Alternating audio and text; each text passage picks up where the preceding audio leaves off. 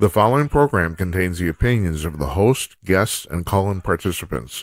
These do not necessarily represent the views of this show's distributors or sponsors. This program may contain obscene, profane, or otherwise objectionable language. Viewer discretion is advised.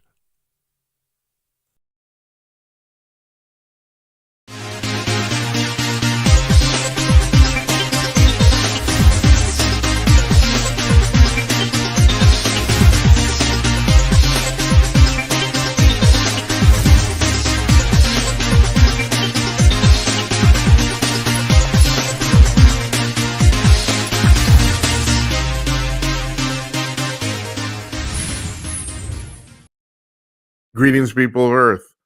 It's 11:02 on the East Coast of the United States, 8:02 on the West Coast, and 10:02 in the Central Time Zone where I'm sitting here in Northeast Minneapolis. Welcome to another edition of Jim Peters at Night. I'm Jim Peters. This is our 22nd episode.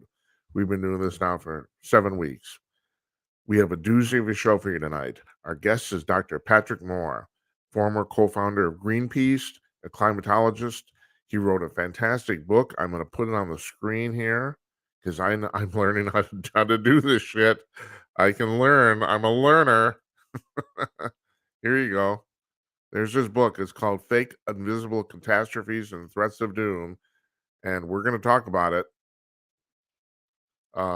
We taped this early this morning. Fabulous interview, fabulous guy. Now, I strongly recommend you buy and read this book. We're going to put a link to it in our blog. Matter of fact, I've given about half a dozen copies to all sorts of different people because in 200 pages, Mr. Moore says in no uncertain terms and extremely scientifically based. Matter of fact, I complimented him during the interview. You'll hear this about the fact that he made an extremely complex subject as simple as possible, but it's still not that simple. But he basically debunks the whole goddamn thing. It's like, and once again, I've said this before too. It's not that climate change, or at least what they refer to colloquially as climate change, it actually isn't. But what they call climate change, the fact that the earth is warming up, yes, that's true. No one's disputing that. The question is, are there ramifications to this in the future? And he says absolutely not. As a matter of fact, if anything, he's one of the growing number of scientists who says it's actually a positive for the planet. Because the problem is that the climate change advocates, the people that are pushing this, basically are trying to equate CO2, carbon dioxide, with pollution, and nothing could be further from the truth. They're completely separate, totally. I'm not going to go on anymore. You got to hear this interview because he's fabulous, and this is the second time I've interviewed this guy. We talked for an hour, so we got that. So what's going on otherwise here? I'll tell you. Hold on. What's going on? That is next Wednesday is the second Republican primary debate not on Fox News. It's actually going to be on Fox Business, although I think Fox News is simulcasting it. I think, if I'm right. So as we did for the first debate, we're going to go live as soon as it's done, which is scheduled to be about 10 p.m. Central Time. So it is basically going to be our normal starting time, and whenever it ends, we're going up. I already got a guest booked for that night. I'm trying to get another one, maybe a little panel discussion. You guys can call in and join in with us. We're going to talk about what happened. Like the last show too, I don't think it'll be that long. My guess is maybe will be about an hour. Seriously, how much can you talk about this crap? we At this point, we almost pretty much know what they're going to say. The only real surprise here in the last week or so, Nikki Haley has risen in the polls even further. There's some polls that now say she's second behind Trump rather than DeSantis. Matter of fact, I saw a poll today that actually put DeSantis at fifth. Mr. DeSantis is not having a good run at this, which is unfortunate because my problem is, all right, so we're going to, they're going to talk and they're going to present and all that sort of crap. At this point in my life, I do not care what politicians say. Now, if you listen to any of my radio shows or podcasts previously, you've noticed something. I virtually never have actual sitting politicians on the show. You know why? because all they'll say is shit that will get them elected. They will say what they will lie through their teeth just to get elected or get score some points. And as an interviewer, why do I want to hear that? Well, I don't. I don't. There's one exception. In the 3 years I've been doing this so far, not this show, but the previous shows, I had on one guy who was a state senator here in Minnesota to address the fact that there are counties in Wisconsin there were counties in Minnesota that wanted to succeed and join Wisconsin, which happened. I think that's still ongoing in Oregon. Here, nobody really took it that seriously, and also that was another reason to put them on. It was kind of sort of a goof, but still, there was serious legislation floating around about this. So, guy's name, if I'm right, it was Jeremy Munson, I think. He's a public figure, so I don't mind naming him. You'll notice there's a lot of people that I won't name because I know they don't want to be associated with this debacle. I even told my story yet again to Dr. Moore. You'll hear on the interview about how I went to that scientific convention about 10 years ago and ran into a really famous climatologist, and we both basically got drunk at the bar, and he told me climate change was complete utter bullshit. And that's when I was starting to suspect that for a long time. But when I heard him say it in a 20-minute diatribe, basically kind of a little in the half of the bag, then I realized, no, I'm not fooling myself here. This guy knows, and so and Mr. and Dr. Moore agreed with me. This man told me the only reason anybody pays any attention to climate change, all these climate change bullshit artists, is that it's the only way right now you can get any funding for any of your projects. And Dr. Moore concurred. Right now, if you don't agree that climate change is an existential threat, you won't get any money for anything you're doing. That's the deal. This is the single biggest political grift that's been, maybe not in modern times, maybe even in the history of this country. They have everybody convinced that this is a real thing, and it isn't. And so you listen to this interview, and then I highly recommend you buy Dr. Moore's book. We don't even have an Amazon affiliation set up yet, so we're not making any money off of pushing this thing. I just think you as a citizen should read this. It's not very long. He's an excellent writer. He did as good a job as anybody can do explaining a really, really complex subject in very simple terms. No, not very simple. I'll say relatively simple. Okay. And then what else happened today? Uh, um, yeah. So this is one of those days where the news is kind of depressing. I got two things I want to talk about here before we start the interview. They're not going to take very long because I want to get into this. First of all, 470,000 Venezuelans were given temporary work status by the Biden administration today. That's almost 500,000 people. And you have to be clear about this. You might have heard about this in the news, but it's kind of glossed over. It's not like 500,000 people that came over the border. It's specifically people who came from Venezuela.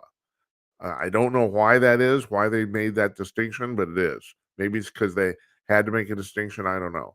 But anyway, they all got all these 470,000 people. They're all here illegally. They all busted in the country illegally.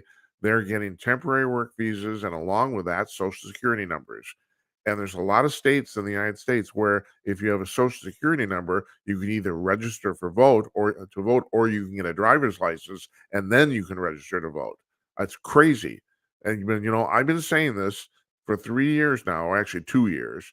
I've been saying for 2 years that this is a deliberate ploy among the Democrats to increase the voting rolls in their favor. And something, at this point, they're basically not even trying to hide it anymore. They aren't. And once again, a conspiracy theory that everyone was saying I was crazy about, I'm right about again. It's like this is, and not only that, uh, Biden did this by executive fiat. There's no vote in Congress, nothing. He just did it. So he is solely responsible for this. Meanwhile, just today, in the last 24 hours, 10,000 people came over the border in Texas and got let into the United States. Like I said, they're not even pretending anymore. Basically, they're just letting people in, you know? So the estimate is that by the end of Biden's term next year, by election day, there will be about 77 million people would have crossed into the United States illegally. And that, ladies and germs, is 2% of the American population. So our elections are pretty close already. If 90% of those people if they all got voting rights, and 90% of those people decide to vote Democratic because Joe Biden did them a favor, it could easily tip an election, and that's why they're doing it. That's the reason. It has nothing to do with humanity. And no matter of fact, if anything, it's inhumane what they're doing. Too many people. There's too many murders coming around. Too many kids without adults or parent supervision. It's a debacle. And the other thing is, and this gets to my second story tonight, if you only a certain number of conservative news outlets are basically covering this. Although I do have to say that's changing, and this is kind of really interesting.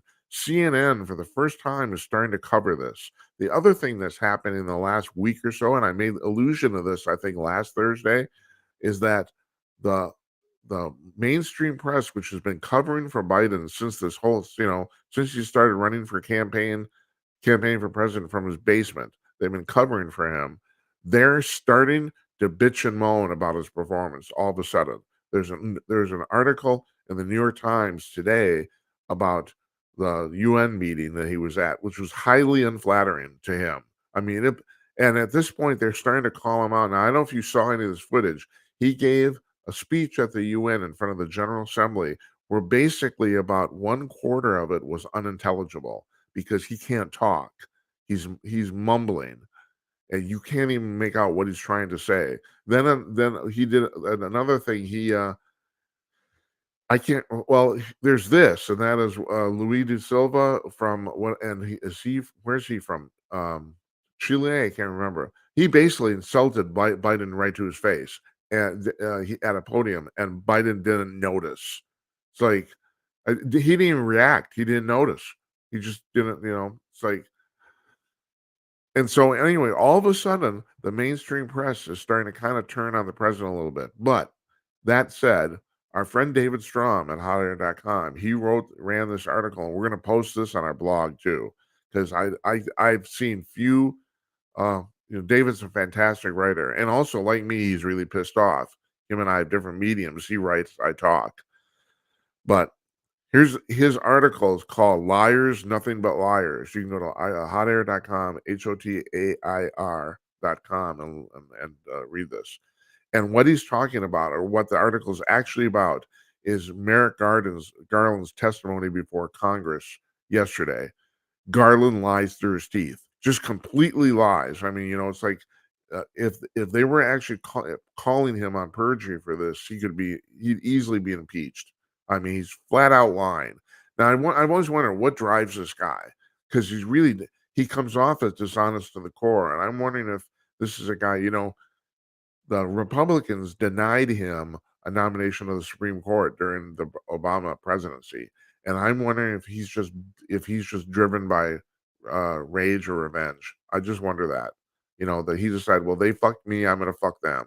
You know, who knows? He would have made a terrible. I mean, in some ways, this is one of Mitch McConnell's crowning achievements from keeping him off the court, because he would have made a terrible Supreme Court judge. There's no doubt about it. But Strom brings this up, and there's no getting around at this point. At this point, this guy is either completely corrupt or grossly incompetent. Take your pick, and neither one of them is good. Anyway, I want to read for you a little bit here from David's piece. I'm going to read, and this is not, these are excerpts. I just strung this together. This is not one block of it. He says, quote, this is David Strom talking here, writing. As easily as Garden lies to Congress, the mainstream media outclasses him as shameless liars. I scoffed at Trump when he called the media the enemy of the people. He was right and I was wrong. I just thought they were biased. Now I understand that they are self-conscious liars. Their job, as they see it, is manipulating the people. In a few short years, the most sophisticated and pervasive propaganda machine in history has been created. It exists not to inform people, but to misinform them. I'm disgusted with a lot of them. That's David talking. I'm disgusted with a lot of them. I'm disgusted by our political class, our cultural elite, our business leaders, and the whole lot of them. I haven't a clue who to trust. I can't even trust anything I read in a scientific paper. That was what David said. And he's right. The mainstream press has totally failed their mission. They have, not up till recently anyway, They're completely in the tank for the Democratic Party, and they won't comment negatively on anything the Democrats are doing. Nothing. Now, like I said, we are maybe seeing cracks, and I don't know if that's because the word has gotten out that they've decided um, Biden is unelectable a second time. I don't know. That might be.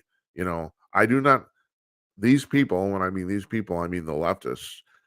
I do not put anything past them. They do not do anything out of charity or the nature of their heart. They do it. It's all calculated.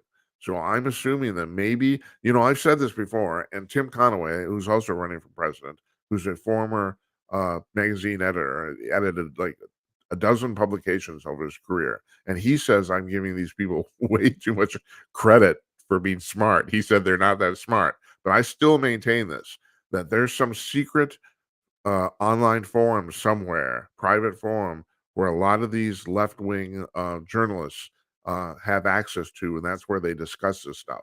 Because if I'm not the only person who noticed this. Sometimes shit goes down, and within minutes on Twitter, X, whatever you want to call it, within minutes, not only are people posting, but they're using the exact same wording, and that many people don't think that clear that calculatingly in the same way. They don't. That's the reason I think that. It's basically they get on the forum and someone decides what they craft the message, and then it goes out. That's my, okay, I'm a conspiracy theorist, but unfortunately right now most of my, people are joking about this all the time. Most of my conspiracy theories are coming true. So who knows? Any rate, I thought that'd be a good segue into um, Mr. Dr. Moore's interview because, yeah, David says, I can't even trust anything I read in a scientific paper anymore. So you can trust this. And the thing is, if you read this book, I mean, seriously, it's like getting hit in the head with a brick. He so completely demolishes all the arguments that climate change is going to be disastrous. That um, there's no way getting around it. You have to read it. Now, unfortunately, no one. I asked him at the end of the interview. You'll hear this. Is this going to change? Is there anything we can do to change? Because right now, and I'm taking this full circle now, as with David Strom saying, the public is hugely misinformed on this, hugely. And so, is anybody going to do anything different? I don't know. I don't know. I was listening to Joe Pags yesterday. I'm driving around 5, 6 o'clock hour. He's on live here in the Twin Cities, 5 to 8 p.m., 6 to 9 on the East Coast. And I'm driving around and I'm listening to him, and a caller asked him that. He said, this is getting pretty discouraging.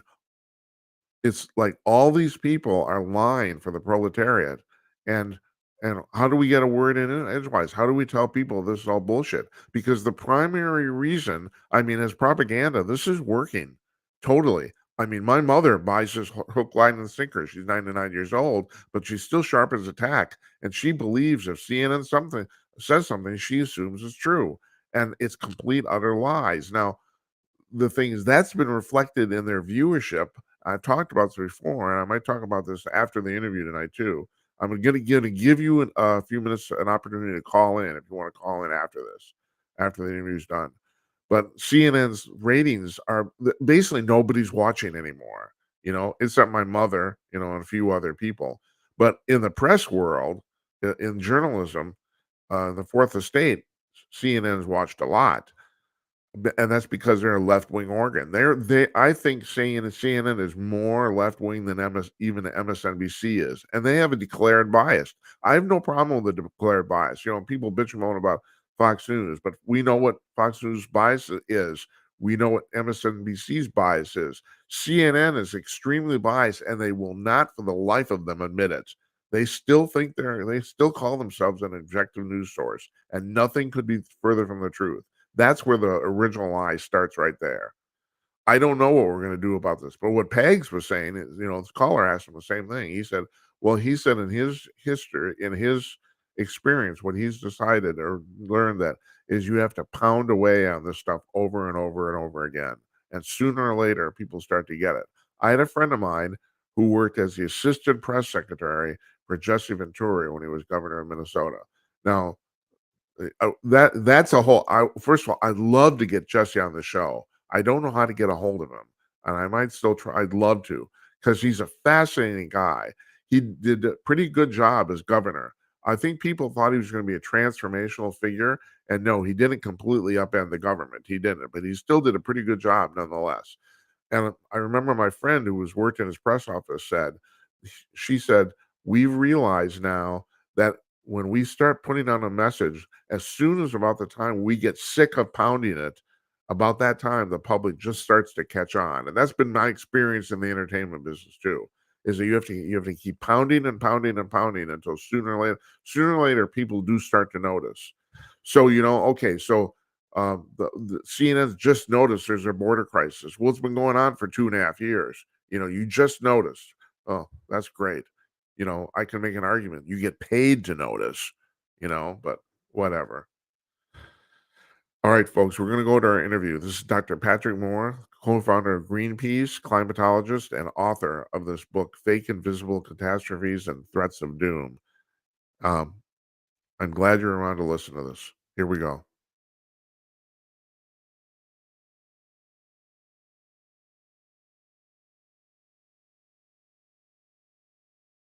Joining us, Dr. Patrick Moore from Vancouver Island. Hi, Patrick. How you doing?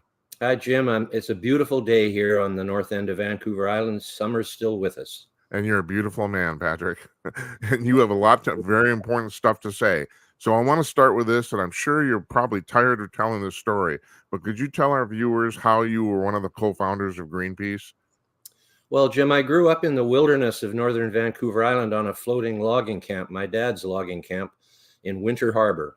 And I played in nature all my childhood. The forests, the tide flats, down the dock, catching fish, all that sort of thing. And so I had an innate love of nature from childhood. When I was sent to boarding school in Vancouver at age 14, I found the life sciences, biology, biochemistry, genetics, forestry, the whole works, and dove into that with great gusto. And then for first year university, I went into first year science. And then I decided I would go into forestry. That's the industry my family's been in for over 100 years. And that was are they still in it, Patrick? No, we actually gave up our logging contract about 6-7 years ago because it wasn't worth it anymore. Forestry is becoming very difficult in Canada because there's so many people who don't want anybody to cut any trees, and they've just made the regime really difficult. Some people are still doing okay, but there's a lot of land use problems. Most of our forests are on public land, and so that means the politics comes into it. And we have, though, 140 acres of waterfront in Winter Harbor where the family has made it into a summer retreat, and I come here quite often, a year round. I come for a week at a time every now and again. I'm the landscape so I look after the brush, which is, believe me, grows 3 feet a year. Is that because of more carbon dioxide? Yes, it is actually. You can actually see the increase in growth in this part of the world where there's plenty of water, there's lots of good soil, and the salmon berries and the salal and all the other weeds, as some people see them, although they have great fruits on them, they come up fast. And so you need a Honda weed whacker up here if you're going to keep them from coming in your window. Anyway, I interrupted your story. Sorry, you're talking about green. Yes. So I while doing my PhD in ecology, which I did after my forestry degree, it was actually a combined forestry and biology with the science and forestry faculties. I went into an ecology PhD and really got into that because ecology still hadn't been used in the public press at that time. The word ecology, environment was starting to be used a lot. What year are we talking about, roughly? 1970, 69 to and then in 71, in my second year in my PhD, I heard about this little group that called the Don't Make a Wave Committee that was starting to meet in the basement of the Unitarian Church in Vancouver. And we became Greenpeace, and I joined them even before the organization was named Greenpeace, and sailed on the first voyage of Greenpeace against U.S. hydrogen bomb testing in Alaska. And we succeeded, of all things. We managed to get tens of thousands of people marching in the streets. And the day that bomb that we were protesting went off, a 5 megaton hydrogen bomb underground, people from both sides of the Canadian-U.S. border came and joined hands and blocked the border for some hours that day in solidarity with what we had done. We got on Walter Cronkite's Evening News, and not long after, President Nixon canceled the planned remaining nuclear tests. That was the second one, but there was going to be 5 or 6 more in the program. And that was the last hydrogen bomb test ever in the world. There were more atomic tests after that. Then we tackled French atmospheric nuclear testing, the only country really testing a lot of nuclear weapons in the air, because the other main nations had gone underground. So they were sending radiation all around the southern hemisphere. And New Zealand was particularly opposed to these French tests. So we used New Zealand as a base to go at nearly 2,500 miles from there to the Mururoa Atoll where they were testing their weapons. And so it was a big voyage to get there. But New Zealand sort of became the base for the protest. And when the Rainbow Warrior, our ship that we sailed later in 1985 into Auckland Harbor, French commandos, scuba divers, went down and planted limpet mines on the hull of the ship while it was in the dock and sank it at midnight. And was anybody on it? Yes, there were a number of people still on it up in the galley. Some of the crew was at a pub nearby.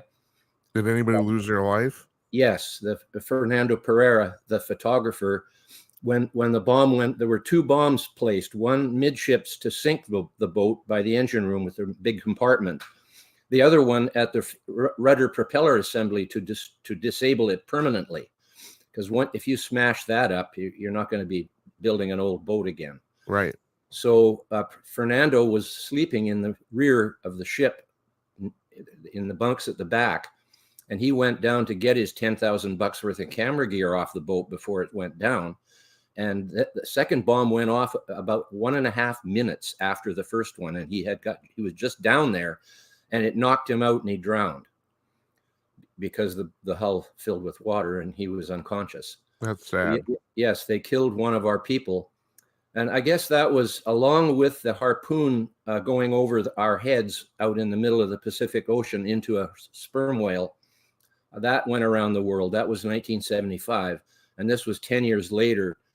We got the same sort of exposure, and eventually France stopped all its nuclear testing in French Polynesia. So, hey, Patrick, let me ask you, why did they basically, for lack, if you forgive me for summing this up, for lack of a better term, why did they decide a bunch of students were so threatening?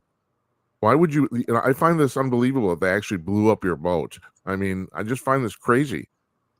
It was orders from Mitterrand, come right down the chain. These were Navy SEALs equivalent who came and did this. And they were trying to do it without getting caught.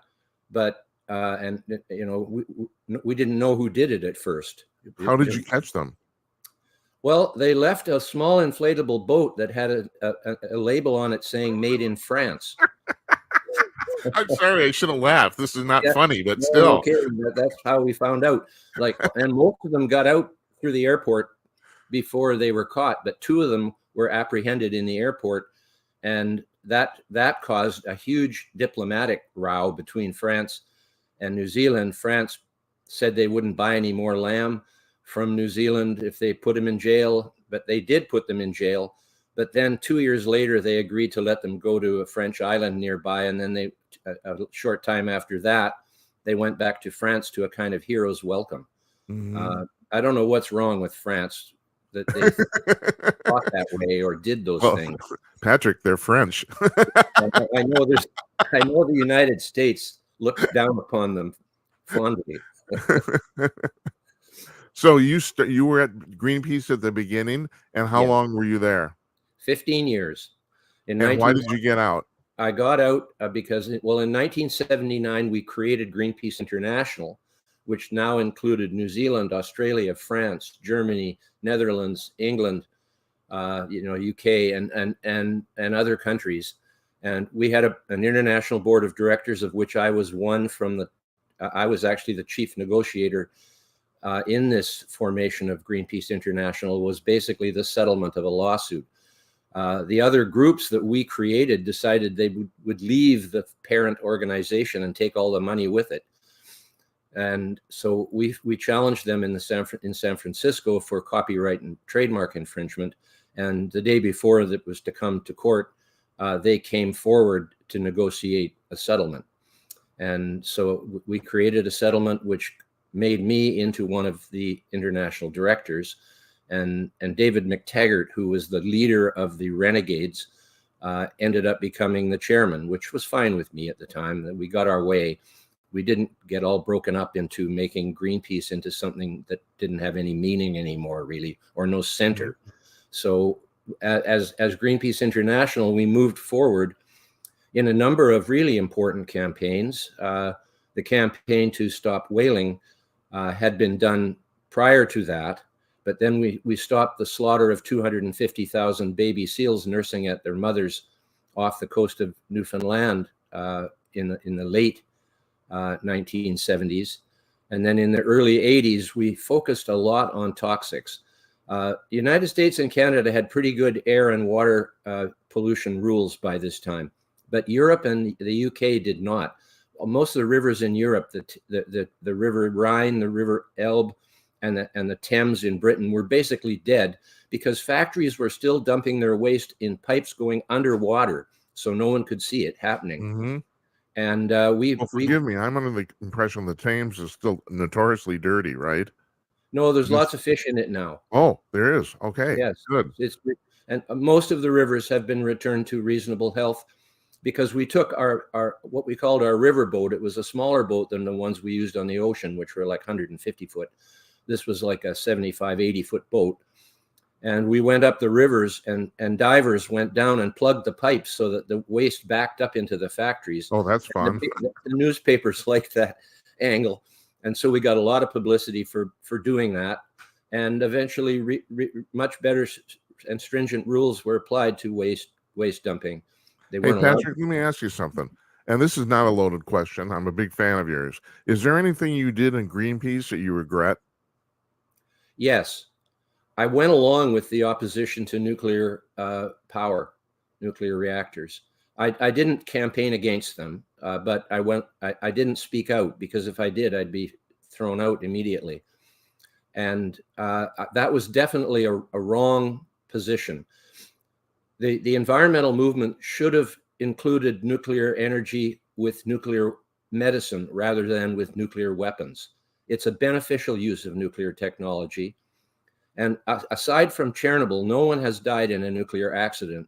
And the Chernobyl accident was different for two reasons. First, they built this reactor design that could blow up. Oh. And it did. Yeah. They had 25 others that didn't, but this one did. But it didn't do it during normal operating procedure. It did it when a group of physicists came down to do an experiment, and they ordered the operator to turn off the safety controls on the reactor, and it went critical and blew a 2,000-ton concrete lid off the top of it, and it took 10 days for the firemen to put the fire out. There's a big piece of carbon in there on fire, and that's like trying to put out an electric vehicle fire. Yeah, really. And they were all right next to the core of the reactor, these guys, and so about 80 of them eventually died from radiation poisoning. And then a few children who contacted thyroid cancer after the accident were not diagnosed early enough. If they'd been diagnosed early enough, they would have been fine. But there was about 5 or 6, I think. And should we assume that if they did not take out the safety protocols while they're doing the experiment, it wouldn't have happened? Well, I don't think they could do the experiment without doing that. I have no idea why they were doing it, to tell you the truth. But there is a lot of literature that is really detailed on what exactly happened there. But if you take 3 Mile Island as another nuclear accident, that was a nothing burger. I mean, there was nobody was harmed or hurt, or nothing bad happened. They just ruined a reactor. So it was a nasty mechanical accident. Well, I could make an argument that in the early 70s, nuclear power as a science was still kind of in its infancy, right? No, nuclear science started way back in the 1920s, but it wasn't. No, I mean actually running the actual plants. Yes, that was post-war, post-Second World War. The Manhattan Project involved creating a nuclear reactor, the Manhattan Project, to produce plutonium for the bomb that was dropped on Nagasaki. The Hiroshima bomb was a uranium bomb, and some people believe that the reason they dropped 2 bombs was because they were 2 different types, and they wanted to see what happened. Right. Well, they killed about 100,000 people in each one.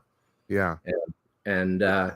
So that, but we don't know for sure why they did that. They say it was because the Japanese hadn't surrendered yet after the Hiroshima bomb, and that's a credible answer too. So I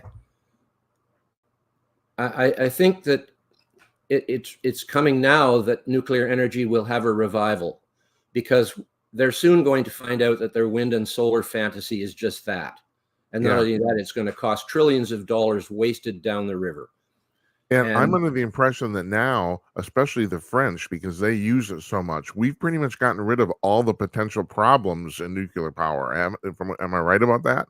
Of course we have. We have over 100 reactors running between the United States and Canada, and no one has even been injured by radiation from them. Yeah, right. And that's decades of operation. Yeah, everyone just thinks one of the safer. They're way safer than fossil fuels, and they're sure safer than EV batteries. Yeah. So you tell me, why doesn't the green movement embrace this? I mean, it makes so much logic, but I guess logic is not the rule of the day here, is it? Well, as you know, the title of my book is Fake Invisible Catastrophes and Threats of Doom. Yes, right. And radiation is invisible, so they can make any story they want about it, just like CO2. Those are the 2 key invisible things. The other invisible thing is whatever is bad in GMOs. And it's different because it doesn't actually exist. Or if it did, it would have a name. And everything has a name if we know that it's there. And so they've got away with this anti-GMO campaign, raising billions of dollars, making it so Africa can't develop better strains for their people, and depriving Europe of it as well. It's the craziest thing ever. I mean, it's based on nothing. Yeah, we've been altering the genetics of plants for thousands of years. It's just now we have a way of doing it a lot faster. I mean, Christ. Well, not only that, with greater precision. That's one of the biggest parts of it, is we know exactly what genes are being placed into another species. Right. Genes have been moving between species all through the history of life. Bacteria carry them from one organism to another. And we have to remember that all of us, anything produced through sexual reproduction is genetically modified. We are not like our parents. We're not exact duplicates of our parents. We're a mixture. And so every single creature that is born through, and plants and animals and insects and everything else that is born through sexual reproduction is genetically modified. So they're using the term far too narrowly when all they mean is just one particular way of genetically modifying things. I'm kind of jumping ahead here, but is the problem that these people don't want any change at all? Are they just completely resistant to any change?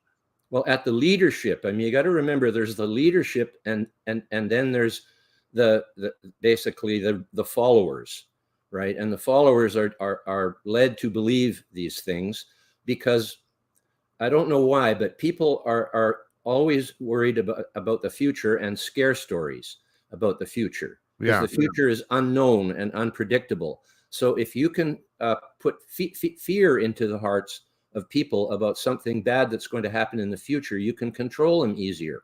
And that's what this is all about, is really about control. that there's absolutely no evidence that carbon dioxide is anything like the control knob of global climate. It's a very minor player in a field of many factors. And in fact, with the CO2 Coalition, of which I'm a founding director and have been with it from the beginning, the CO2 Coalition believes that CO2 is entirely positive in its effects by increasing it in the atmosphere up to a level it isn't even anywhere near the highest it's ever been in the history of the Earth. It's at 425 parts per million now, and it was 6,000 parts per million when life flourished back in the Cambrian period and the period of Carboniferous, when the forests were created, but because plants figured out how to make stems. And look at them now. They're 200-300 feet tall.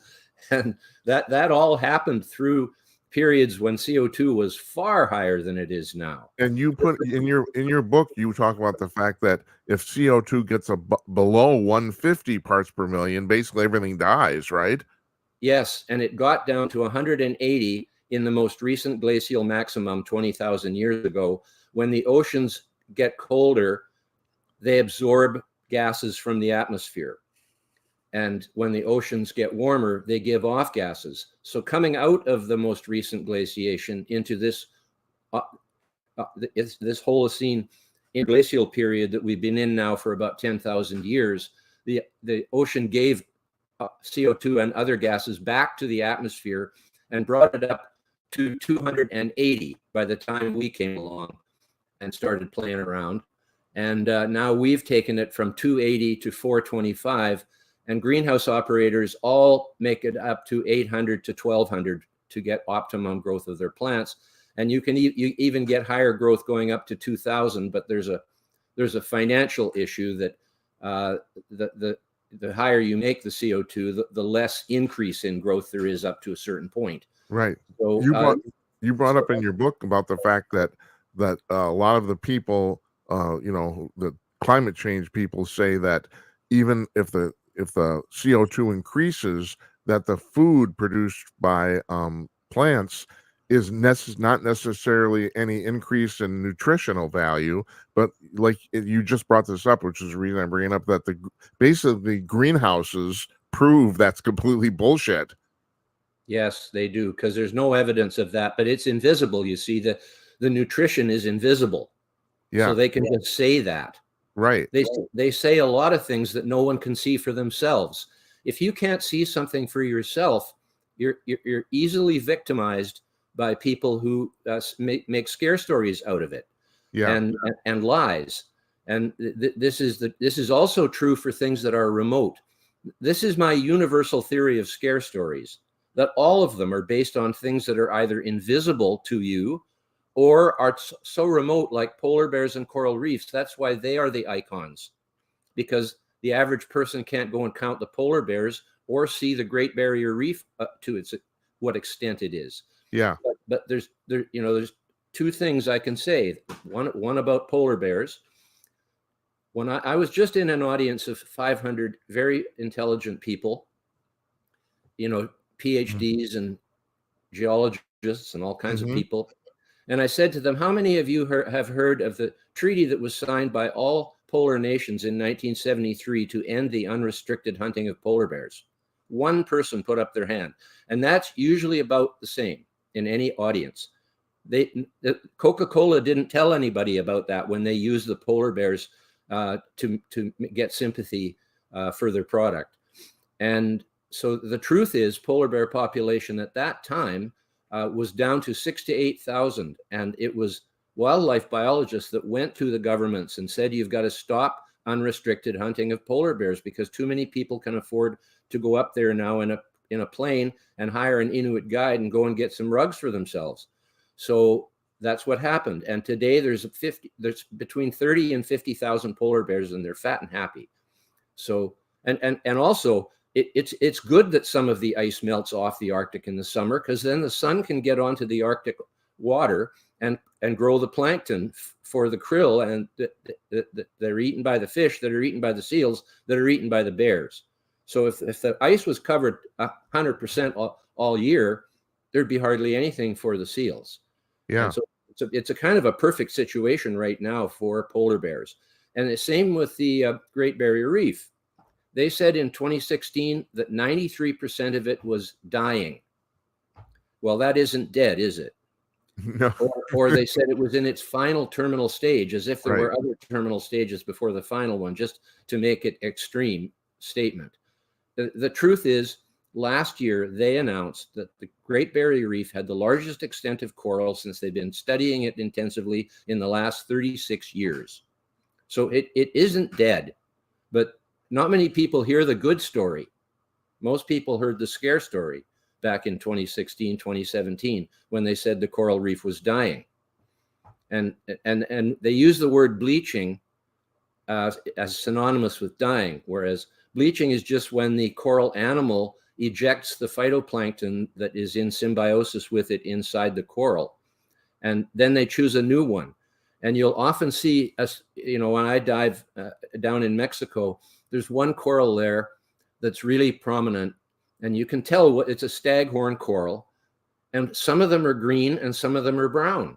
That's because they have absorbed different plankton species. Somehow or other, the thousands of little polyps that make up that are in the holes in the coral, each one a separate individual, all know which species of phytoplankton to absorb, because they all absorb the same one. And they're right next to each other, these two corals. One's green, one's brown, even though they are the same species, because they've absorbed different species of plankton. And somehow they can communicate to each other which one they should be absorbing. It's brilliant. I've never gotten over how incredibly complex and wonderful life is. You know, it's amazing. I mean, you can call me a tinfoil hat person. On this show, we do a lot of stuff about UFOs and extraterrestrials. Now, supposedly in the government, they have dead extraterrestrial bodies, and amazingly, the people who've looked at them supposedly say they have DNA. It's not the same as our DNA, but a lot of scientists are now propagating the possibility that DNA may be universal across the universe. And that's mind-boggling. I mean, first of all, DNA is mind-boggling in the first place. I mean, it just is, Well, it's had 3.5 billion years to get to where we are now. Yeah. That's quite a long time. And so you have to remember that. It didn't happen overnight. Right. And although some people think the Earth is only 6,000 years old, but that's not true. My main point about this is that they say they have these bodies and DNA, and Tucker Carlson bought into it as well. There is, in fact, no actual proof that there is life anywhere else besides this planet. There's no actual proof of it. And they can't just. Why don't they bring these other dead people out and show them to us? That's a damn good question. I mean, they say this, so I don't listen much to what people say. I look and see if I can see it for myself. And even then, when you see something new, you shouldn't just take it at face value. As a metaphor, I say you should walk all around it and look at it from every direction you can, whatever it is you're looking at. And you'll get a better perspective than if you just see it from one angle, just from one perspective. Mm-hmm. And that's science is about observation. That is the very first step in science is observation with your eyes, with other senses you have, with instruments like Geiger counters and microscopes and telescopes. You have to see it, or at least know it, feel it, or something. You can't just make it up. And that was clearly obvious from your book. I mean, your book is, it's very, very, your observations in your book are very, very prescient. I mean, I really admire you for doing that stuff. Thank you. I think I have developed what you would call a logical mind.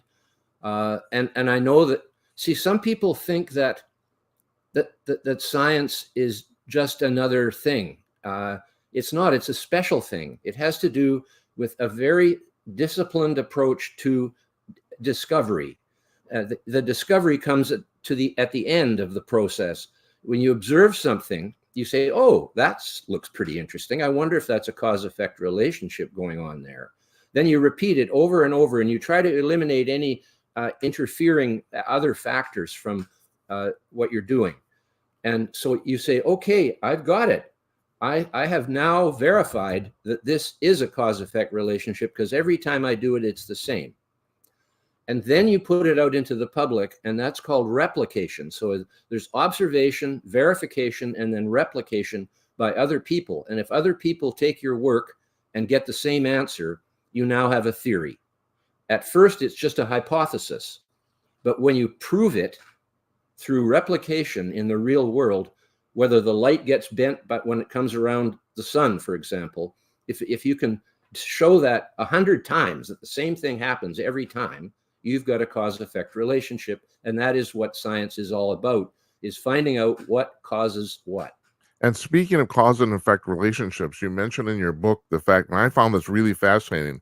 You said most people in the climate change bullshit area think CO2 affects Earth temperature. And you said it's actually the opposite. The Earth temperature affects the amount of CO2. Am I right about that? Very much so. It's because of the oceans, which have nearly 50 times as much CO2 and other gases as the atmosphere does. And when the Earth warms, the ocean gives off CO2. And when the Earth cools, the oceans suck it up. Now, it's not that CO2 does not have a slight effect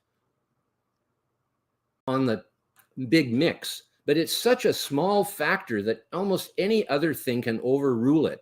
That's why CO2 and temperature are out of sync more often than they're in sync through the long-term history of the Earth. Now, John Clouseau, is that right? He's a new director of our CO2 coalition. He won the Nobel Prize along with two others in 2022 for physics. Mm-hmm. He has really blown my mind. And most things that I know about this subject, but when I knew that clouds did they bounce the solar energy back out into space. So if you have a really thick cloud and the sun hits it, most of the sun's energy will be bounced back to outer space, i.e. doesn't come down to warm the ground or the oceans.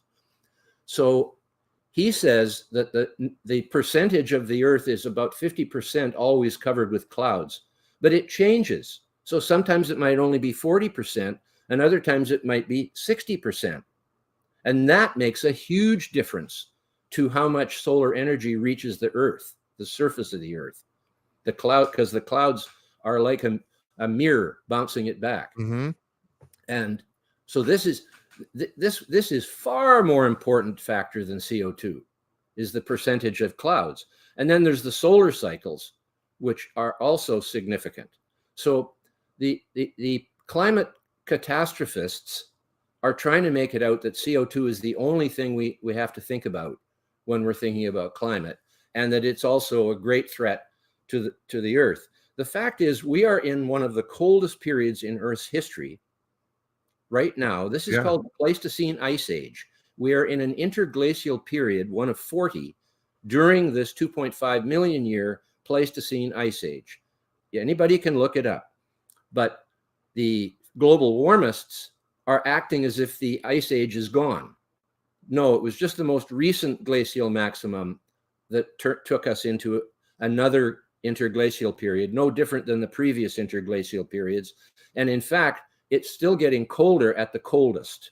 I don't have to tell you this. It's still getting lower at the lowest. Patrick, there's a lot of scientists who have been saying the same thing. That relatively speaking, right now, the Earth is cold. Yes, it is. Yeah. And that's coming out now. There's a great graphic that was just printed that I'm about to put on my Twitter. And it shows that this is that in recent sort of millions of years, we've been in one of the coldest periods in the history of the planet. Like before now, for 250 million years, there was no ice on the poles. Mm-hmm. The ice age that occurred 250 million years before now was the Karoo. It had lasted for 100 million years. This one we're in now is only 2.5 million years old. This one could last 100 million years too. Although the Silurian Ice Age, which occurred before the Karoo, way back, in something like 400 million years ago, that was quite a short one compared to the Karoo, but it was still longer than this one has been. So we're likely to be in this ice age with interglacial periods occurring regularly. Right now, they're occurring on 100,000-year cycles for the last million years. So there's been 10 of them. Before that, they were on a 40,000-year cycle. We don't know exactly why it switched. That's called the Pleistocene conundrum by scientists. And scientists are quite willing to admit when they don't know the answer to something. That's another real scientists, yeah. Yeah, that's another hallmark of science, is that if you haven't observed it, verified it, and had it replicated by other people, it's not science. So, Patrick, I can't stress this enough to the people watching this. Your book makes an extremely complex subject basically as simple as possible, even though your book is not simple. I mean, it's like, there's a little, you have to, you have to basically kind of, there's charts and graphs in there, but you make it as absolutely as simple as possible, which I have to give you credit for. It's an extremely complex subject.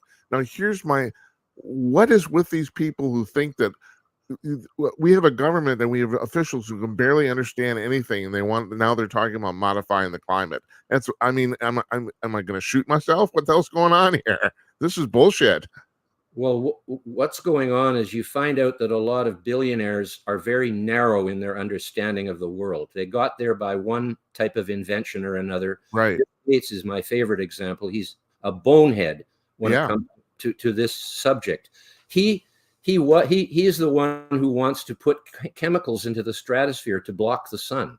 That's nuts. But you know what his latest game is? He just gave $6 million to an outfit that wants to clear cut 70 million acres of forest, that's 10,000 square miles, and bury the wood in the ground.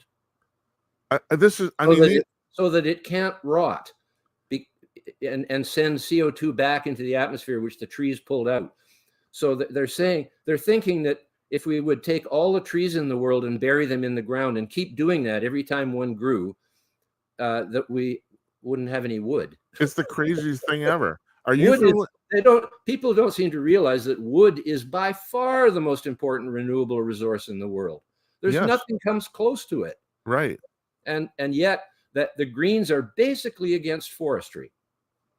I just find this just unbelievable. There's this, I don't know if I've never actually seen it. There's a show on cable television called Snowpiercer, and it's about a dystopian future. And in that show, the dystopian future happens because governments try to change the climate and fail miserably at it. Well, that would be the case. Obviously, totally. Leave well enough alone. Because right now, with the increase in CO2, we're getting the greening of the earth all around the planet. And there's nothing bad about that. That's a wonderful thing. The Earth is like, we are at the tail end of a 50 million year cooling period in this glacial age we're in now. The Eocene thermal maximum, just look it up, EOCENE, Eocene thermal maximum was 50 million years ago when there was no ice on the Earth at all. The Earth was warm and the trees grew up way higher in the mountains than they grow now. Why people are in love with ice, I have no idea. It's how many species are there in Antarctica? Like about 5 species of penguins, and they depend on the sea for their food. There's nothing growing on the ice that they can eat. Right. And people romanticize this for some reason. Well, it's great. The sea has already risen 400 feet coming out of the most recent glacial maximum.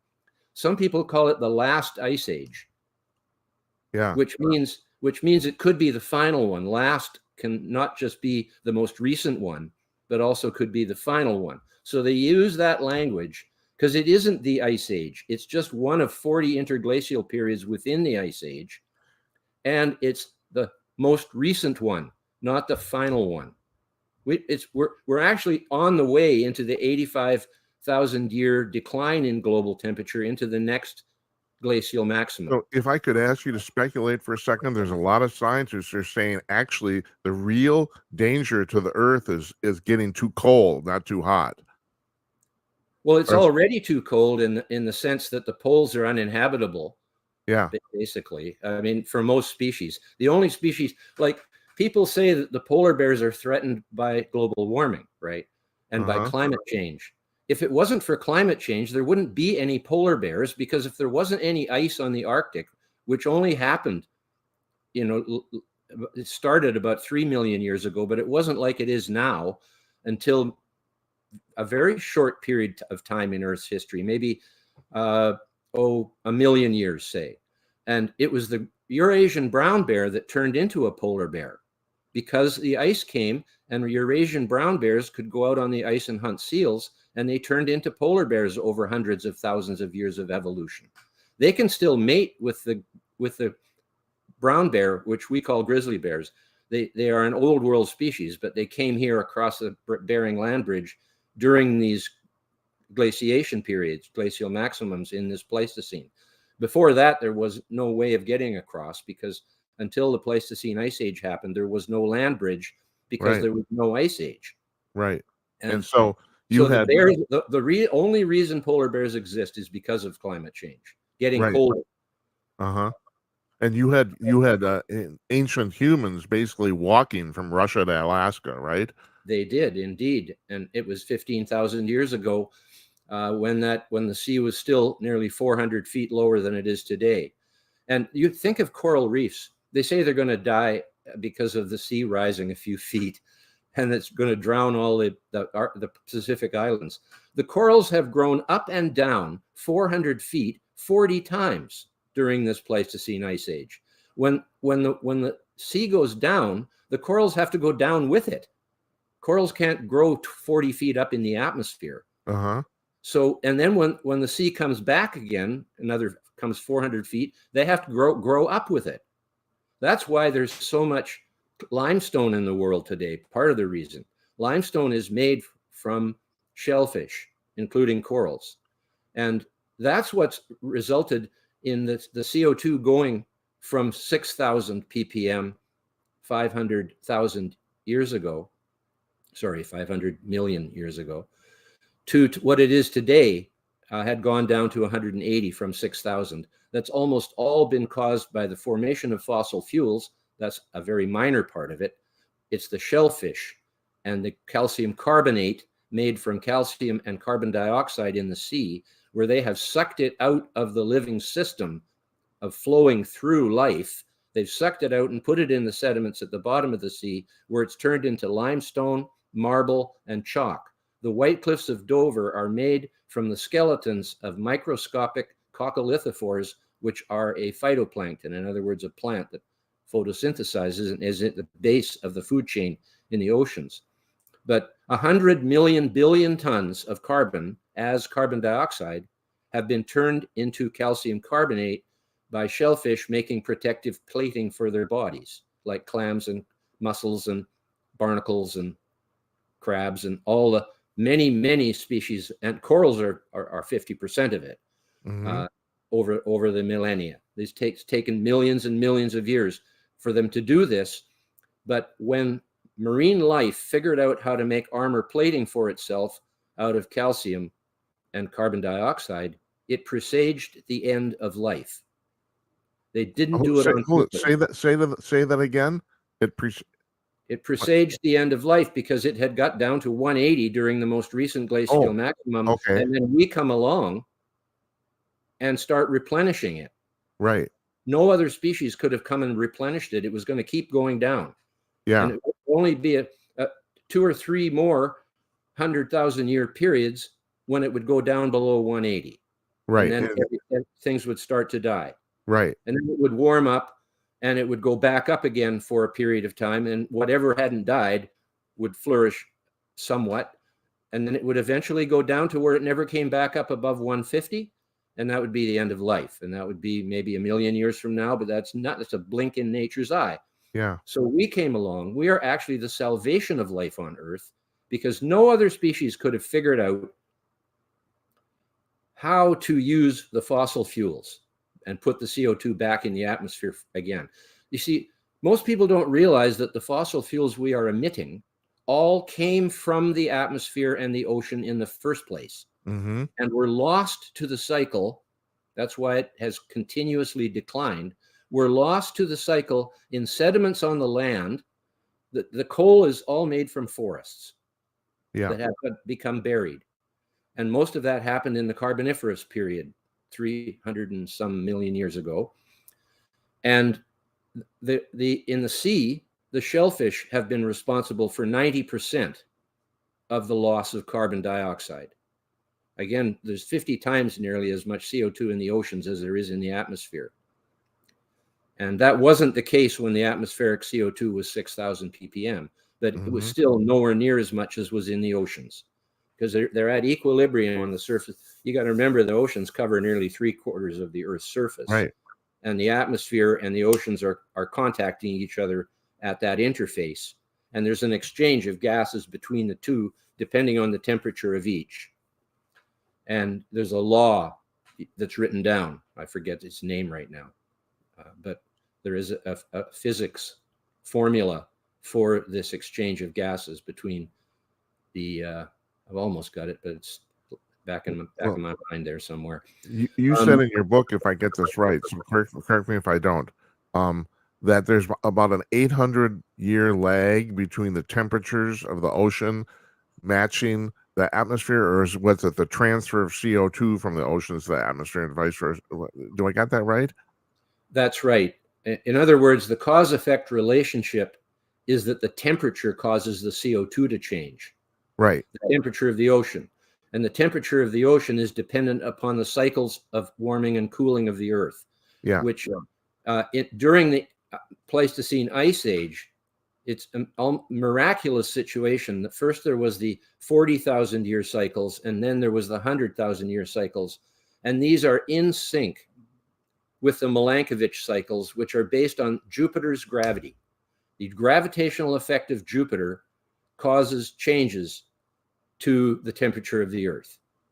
By changing the tilt of the Earth, the tilt is now 21 or so degrees, it changes by a 2+ degrees in that 40,000 year cycle. And the 100,000 year cycle is how oval the orbit of the Earth around the sun. Orbit of the Earth around the sun. Yeah. Right. It changes shape in 100,000 year cycles. Yeah. And so those are pretty well. I mean, if it isn't a cause-effect relationship, it's an awfully amazing coincidence. Yes. Yeah. Coincidence. It's not a coincidence. No, it's not a coincidence. No. Regularly. Well, a lot of people have propositioned that the global temperatures are based on the Earth revolving around the sun. But what is the guy? Milankovitch is the name. Milankovitch, Eastern European physicist. Yeah, who discovered this in the 1920s. But it wasn't until we had more sophisticated instrumentation that we could kind of see, oh yeah, it's in the same cycle as these cycles of the planet. And it's basically like the effects of the tides of the moon, except it involves the whole solar system, right? Yes. Yeah. Well, look what the moon does with its gravitational effect, and the sun. Between the two of them, the moon is the most powerful player there, but the sun is a big factor too. And when they come into sync with each other or opposite each other, it's interesting, because even when they're opposite, the tides are higher and or lower depending on the season. I still don't know the answer to why the winter tides are higher than the summer tides. Here, at least in the northern hemisphere. But it's when the sun is tilted towards when the Earth is tilted towards the sun is the summer. So I guess it's more of a direct line from the gravitational effect of the sun. The moon also moves up and down in the sky. If you watch it carefully, sometimes it's lower and sometimes it's higher. Yeah. And so all of these, the moon and the sun, are by far the main influence on the tides. But when it comes to these Milankovitch cycles, they are in sync with Jupiter, which is the largest planet and has a huge gravitational effect, but it's a long, long way away. Right, But when it it comes is. to certain positions, it has this effect on the Earth. So to wrap this all up here, if you don't mind me asking, and you're a scientist, so you don't normally do this, I'm going to ask you to speculate. What do you think is going to happen with this whole climate change phenomena? I've read your book and I've read other people's books. I came to the conclusion. Matter of fact, if you don't mind me ending here with a little story, if I'll do a little talking, if you don't mind. Not no, don't get that wasn't. I'm glad you're talking. That's why we're doing this. But you might find this interesting. About 10 years ago, I ended up at the Christmas party of a very large scientific institution. I'm not going to tell you why I was there. I don't want the public to know, that sort of thing. So I'm at the bar with this guy, and this guy's not famous to the public, but he's one of the premier climatologists in the United States. I'm guessing you probably know who he is. And we're sitting there, and frankly, we're getting a little drunk. And we're drinking. I said, Professor, tell me about climate change. And he slammed his drink down on the bar and said, yeah, I'll tell you about climate change. It's complete and utter bullshit. And he went on a 20-minute monologue about how this was complete crap. And he like you, he threw in some scientific jargon, but I was a little too drunk to understand. But what he did mention, that he said, we have to pay attention to it in my profession, because if we don't get any money for any funding at all. We can't fund anything. That's right. And the politicians are in charge of who gets money for science research, almost all of which is done in universities these days. And the journals that publish their stuff are journalists.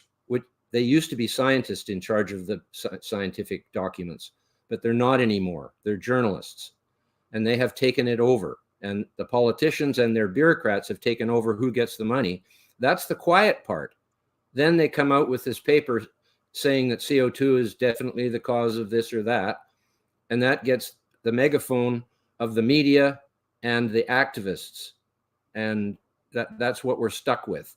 It's almost as if we're hoisted by our own petard with regard to so much communication being possible, that people are using it to scare each other and to indoctrinate people into being foot soldiers for a movement that is totally bogus. We are not in charge of the global climate, and we shouldn't be in charge of it, because what we would hope is that this Pleistocene ice age does end one of these times, and the poles become green again, like they were for most of the history of life.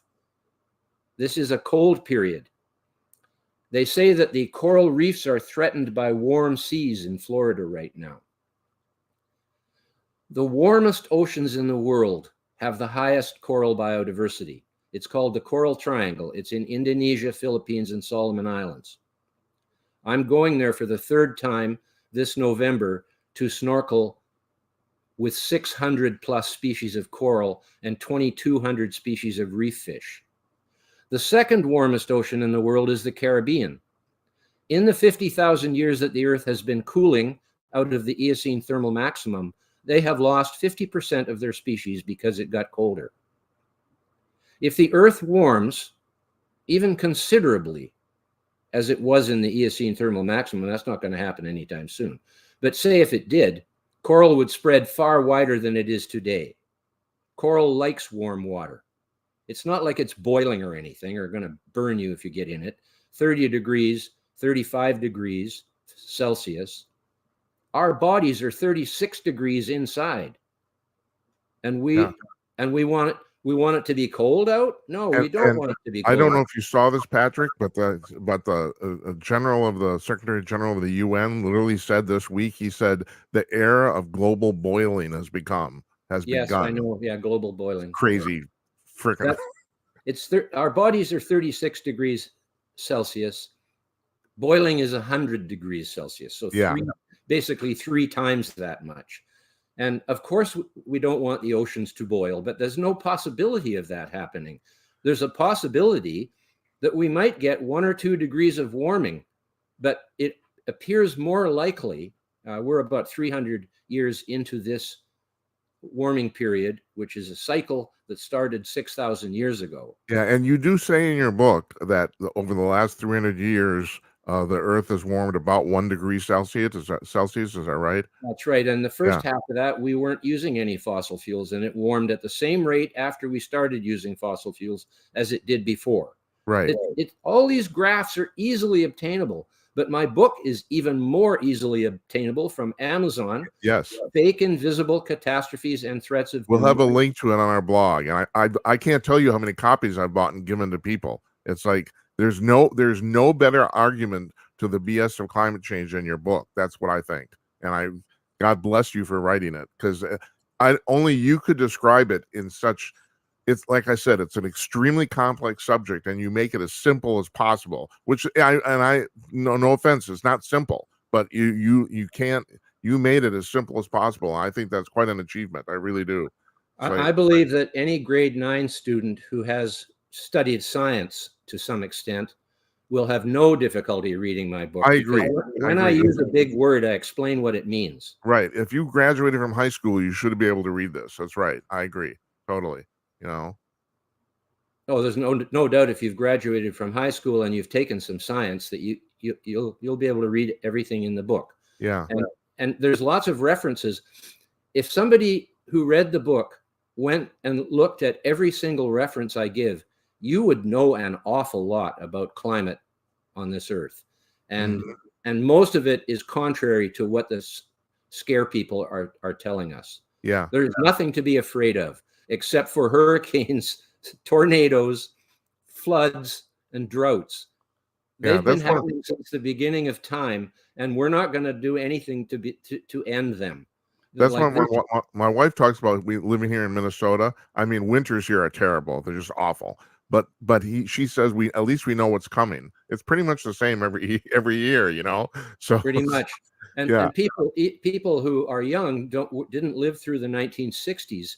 When I was a kid, there was a cold period then, quite a lot colder than now. Yes, absolutely. And snow lasted much longer for 10 to 15 years during that period. And Time magazine and all the other publications were saying that we're going into an ice age. That's right. They were. I remember that too. My mother's 99 years old, and she talks about all the time about the fact that in the 60s, winters were way worse than they are now. And in the 30s, it was warmer than it is now. There were many more days over 100 degrees in the mid 1930s than there have been since.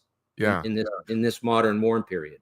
Right. Which we call it. See, there was the Minoan warm period 3,000 years ago, then a cooling, then the Roman warm period 2,000 years ago, then a cooling into the Dark Ages, which were not much fun, and then a warming into the medieval warm period when the Vikings colonized Iceland and were growing crops there. Sorry, Greenland. They also went to Iceland at that time too. That was the medieval warm period 1,000 years ago. Then 500 to 600 years ago was the Little Ice Age, which was the coldest it's been since the beginning of this 10,000 year Holocene. I forget the name all the time. This is the Holocene climate optimum. Yeah. And it was warmer back then, because when you come out of the glacial maximum, it goes up and stays warm. It stayed warm for about 4,000 years, and then it started down again. And like the Sahara was green from side to side 8,000 years ago. And then that's not that long either. It started. No, it isn't. Civilization began in earnest about 10,000 years ago. Right. When as we got warmer coming out of the Holocene interglacial period. And so now we have been in a slow decline with warming and cooling, warming and cooling, warming and cooling. But the Little Ice Age was the coldest it's been since the beginning of the Holocene interglacial period. And now we're in a slight warming period, 1 degree Celsius in 300 years. Yeah. And everyone's panicking. Yes. And that's going to end in 200 years.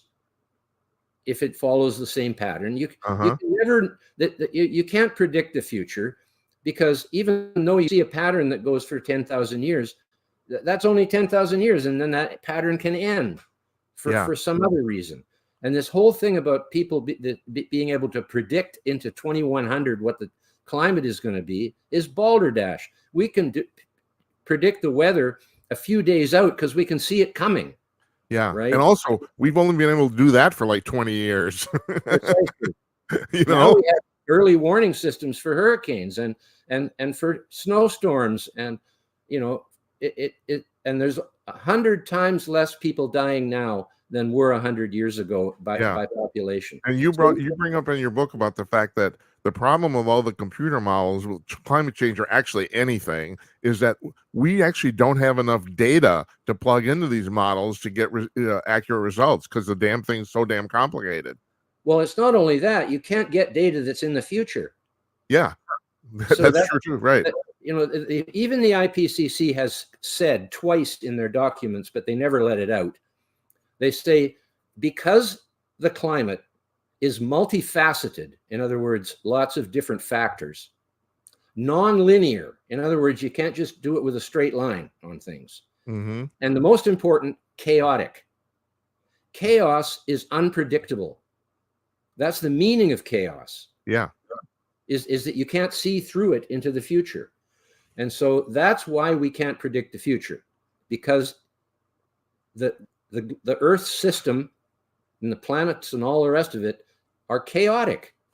And they don't go in all just regular patterns. Patrick, I clipped that quote out of your book, and it's important to mention that quote. They said that in May of 2018. It was only 5 years ago.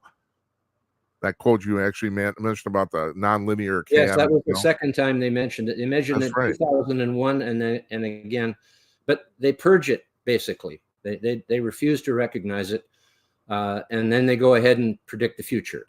And my simple statement is, the crystal ball is a mythical object. Mm-hmm. We have no crystal ball to predict the future. Computers put back out the result of what you put in. We call it GIGO in the old days, garbage in, garbage out. Right. Right. And so we can put all the knowledge we want into a computer, but the computer cannot predict the future with that. Neither can we. I mean, it is what we have created. The computer is a marvelous tool, but it can't predict the future, just like the crystal ball can't. So, Patrick, let me end with this. Why do you think humans are so arrogant? Why do we think we can always change everything? I mean, I just find this amazing. Self-importance is an amazing thing, isn't it? It is. My late brother Michael always said that pride is the only sin that can be disguised as a virtue. In other words, people think they're better than other people, right? And they pump themselves up. And a lot of these climate catastrophists are in that category, thinking they're better than other people. And they're rude and crude and should be glued. Do you a little alliteration there. I like that. Do you see any end in sight? And now I'm asking you to speculate politically. I look at this as the biggest single grift proposed to the American public and probably ever. Do you find any end to this? Do you think this is going to turn around? I mean, you know, I put you on TV because I figure if we pound this enough to the public, sooner or later, maybe they'll get some of it. Do you think that's going to happen, or when, or?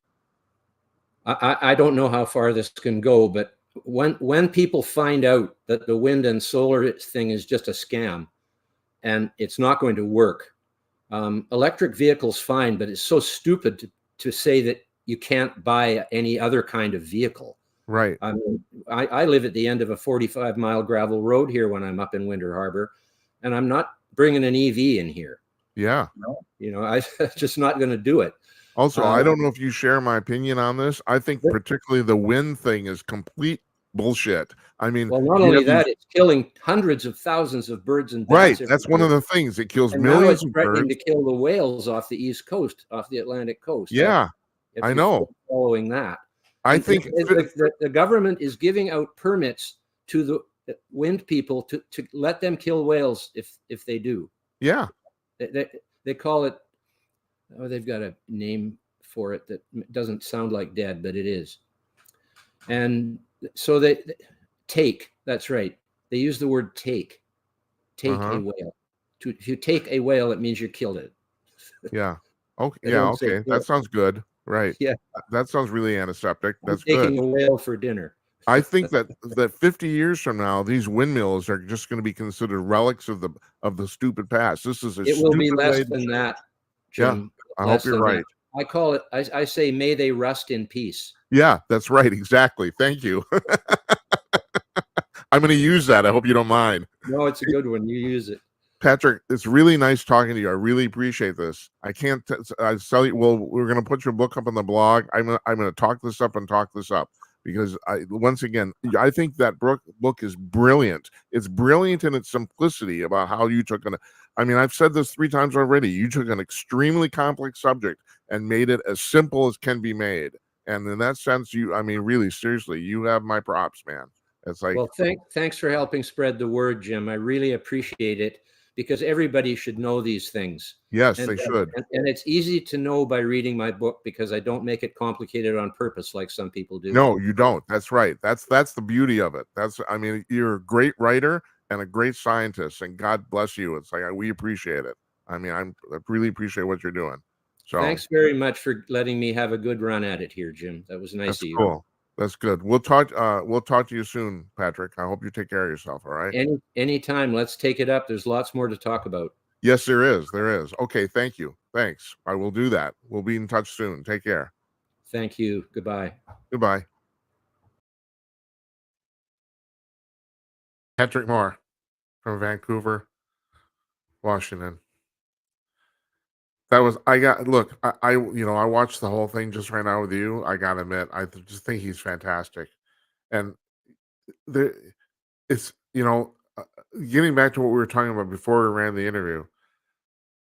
The press in the United States now lies regularly, but there's no bigger lie anywhere than this thing about catastrophic climate change. I mean, I hope you heard this guy talk about the scientific aspects of this. And like I said, you have to read his book. You really do. It will, if you think that I'm full of shit here, you read his book and it will change your mind. And there's not a lot of stuff on the horizon that changes people's minds now, but you can't refute this. He knows what he's talking about, and it's all crap. The whole thing is just complete bunk. He also mentions, I don't know if you got the part where I talked about the extraterrestrial DNA, and he kind of blew me off because he said, "Well, that's all speculation." Of course, he's a scientist, and I speculate for a living. That's what I'm doing here, But it did remind me. I read something. I can't remember where it was. People who say they've been abducted. Who a few people apparently have. Now, I don't know if you know about the abduction scenario, but apparently it's pretty clinical until the quote unquote medical the medical examination is over, and which point a lot of the people who've been abducted say their captors kind of warm up a little bit and will even answer questions. And several of them have asked questions like, "What do you think of our planet?" And supposedly, the universal answer to that question is, "Your planet is too damn cold." And Charles Hall, who wrote a series of books about his time in the Air Force at Nellis Air Force Base, where he said they set up a special secret base for extraterrestrials to land at. I mean, I have no, you got to read these books because the thing is, he's either completely telling the truth, or he's the best novelist on the planet. There's not a lot of great room either way here. But he said that those extraterrestrials also told him that the thing they hate most about the Earth is that it's too damn cold. So it's like I just kind of find that funny. I was gonna go on here and talk about some other stuff and wait for your phone calls, but I'm sorry, I'm not gonna take your phone calls tonight. I don't want I want to leave that the way it was. I thought that was pretty damn cool. Next week, we have at least one guest coming up for the Republican debates on Wednesday. As I said, we're going to go live as soon as the debate's done, but it should be done around our normal starting time of 11 p.m. Eastern. That's what it looks like right now. But whenever it is, we're going live. I got a couple other people coming on too. I don't like to name names, name guests until we actually have them booked for a specific day. I will tell you though, today we booked UFO investigator Stan Gordon for January 18th, and that I'm actually looking forward to that. I mean, this guy's he's been around the world a zillion times on this, very very well known. So, and he says he has a lot to talk about. He said we can do 90 minutes if we want. I don't really want to do that, but I mean, this was 65 minutes. I don't know if you noticed that, and he's Patrick's willing to come back, so that's really good. I appreciate it. So I hope you folks have a good weekend. I'm going to. I got a lot of work to do. Stuff here kind of never ends. On Monday we're going to start broadcasting live on Spreaker Live. I will explain that at the top of the show on Monday, and we'll put a thing on our blog on that too. About we've switched podcast hosts. So the thing is, and now some of our all right, this is our 22nd show. Of the 18 previous show, the first 18 shows, we put 6 of them up on Spreaker. Most of them, they're ones with guests mostly. And from now on, all of them will be on Spreaker archive. So they will be available as podcasts, and apparently they're going to go out. The idea is they go out wherever you get your podcasts ever because of RSS. So you'll be able to listen only, not watch on the Spreaker app. And then if you want to address or access the audio only, it's fine. Like I said, I know not a lot of you are going to be interested in this, but it was just kind of really important to me, basically because of my pedigree and history, that we make at least one audio feed available. So there you go. That started on Monday. So I'm going to have a really good weekend. I hope you have a really good weekend. Good night, Uncle Donnie, wherever you are. And once again, now you get to hear, we're going to play our new, here's our new end card title stuff. Here we go. We'll see you. The following program Wrong one! What am I doing? Here we go.